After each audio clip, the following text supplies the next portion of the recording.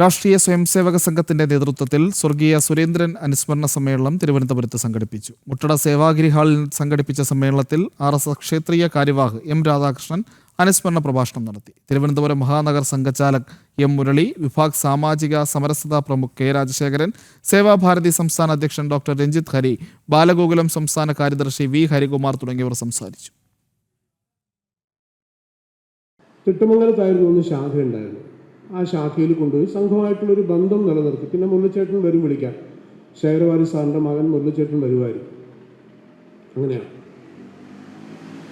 അപ്പോൾ ആദ്യം സംസാരിച്ച രാജശേഖരൻ ചേട്ടൻ ചില കാര്യങ്ങൾ നിങ്ങളോട് പറഞ്ഞ സമയത്തൊക്കെ ഞാനതെല്ലാം ഇങ്ങനെ മനസ്സിൽ കാണുകയായിരുന്നു.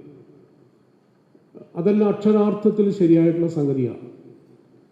ഇന്ന് നമ്മൾ പലതിനും വേണ്ടി കാത്തു നിൽക്കുന്ന സമയത്ത്, പല സൗകര്യങ്ങൾക്കും വേണ്ടി കാത്തു നിൽക്കുന്ന സമയത്ത്, ഈ സൗകര്യങ്ങളൊന്നും ഇല്ലാതിരുന്ന സമയത്ത് സംഘം എന്ന് പറയുന്ന ഒരൊറ്റ ആദർശത്തിന് വേണ്ടിയിട്ട് എല്ലാ സൗകര്യങ്ങളെയും ത്യജിച്ച് അതൊന്നും വേണ്ട എന്ന് വെച്ച് പലരെയും ആശ്രയിച്ച് സംഘപ്രവർത്തനം നടത്തിയിരുന്ന ഒരു വ്യക്തിയായിരുന്നു സുരേന്ദ്രൻ ചേട്ടൻ.